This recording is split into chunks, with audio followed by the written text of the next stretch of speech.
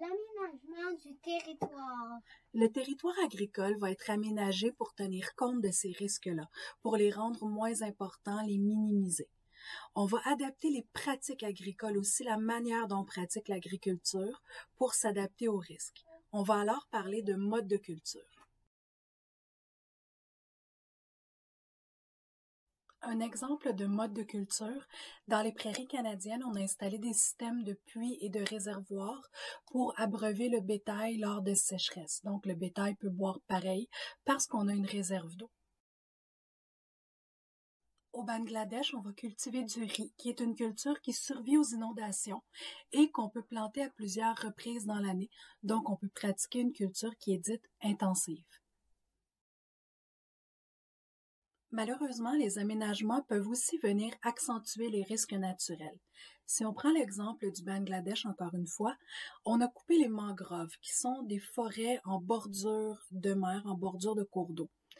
Ces forêts-là, ces arbres-là avaient comme avantage de retenir la terre, les racines des arbres retenaient la terre, donc on empêchait l'érosion. Pour cultiver la crevette, on a coupé les mangroves pour avoir accès à des bassins sur le bord de l'eau. Maintenant, le risque d'érosion et le risque d'inondation est accentué. Au Sahel, on va déplacer le bétail pour qu'il puisse s'abreuver et manger à différents endroits dans des oasis, là où il y a de l'eau et des plantes dans le désert. Par contre, ces déplacements-là amènent une compaction du sol, donc le sol devient de plus en plus dur. Le fait que le bétail aille manger les rares plantes qu'on retrouve aussi dans le désert vient accentuer la désertification. Donc, l'aménagement du territoire peut servir à adapter l'agriculture au risque qui est présent. Ça peut amener certaines problématiques en accentuant les risques. On peut parfois aussi aménager le territoire pour se protéger contre un risque naturel. Au Bangladesh, pour contrôler le niveau des crues, c'est-à-dire le niveau que l'eau atteint lorsque les cours d'eau débordent, on va installer des systèmes de canaux et de digues, donc des canaux pour diriger l'eau vers certains endroits et des digues pour l'empêcher de déborder à d'autres. Dans les prairies canadiennes, on va planter des lignes d'arbres qui vont venir briser le vent qui cause de l'érosion et on va utiliser de la machinerie pour arroser, donc pour mieux gérer l'eau qui est amenée au champ. Pour la dernière partie, on va aller approfondir les risques artificiels, c'est-à-dire les risques humains.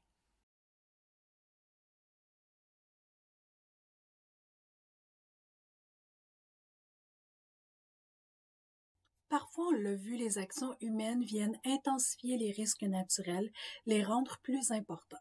Si on prend un exemple qu'on avait déjà vu dans le territoire forestier, on va couper les arbres afin d'avoir plus de terres agricoles, afin d'augmenter la superficie agricole. Ça, par contre, ça va amener de l'érosion. Au départ, le but est donc positif. On veut avoir plus de terres à cultiver. Par contre, à long terme, ça pose problème parce que ces terres-là ne seront pas de bonne qualité. Toutes les actions humaines qui sont posées comme ça ont pour but d'augmenter la productivité.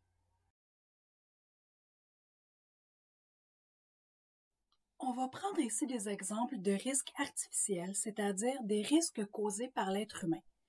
Si on prend l'exemple des prairies canadiennes, on va utiliser des pesticides, des produits chimiques qui permettent de contrôler les insectes ou les maladies. On va utiliser aussi des engrais chimiques qui permettent d'avoir plus de récoltes sur la même terre. Donc, la même quantité de terre donne davantage de culture. Par contre, ces produits-là viennent polluer les cours d'eau. Donc, dans ce cas-ci, le risque artificiel va être la pollution.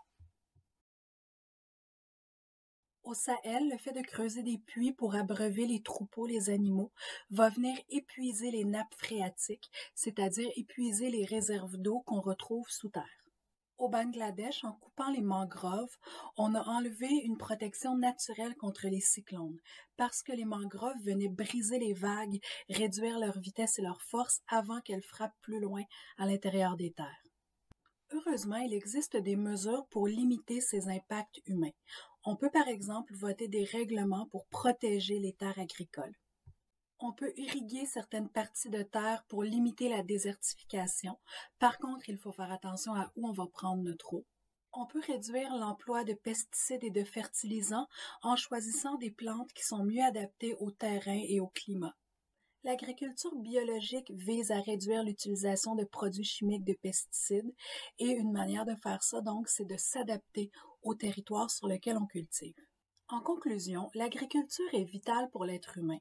Par contre, on doit parfois s'adapter au territoire sur lequel on est installé pour être capable de pratiquer différentes formes d'agriculture. On doit aussi s'adapter aux risques qui sont présents et s'assurer de ne pas accentuer ces risques-là.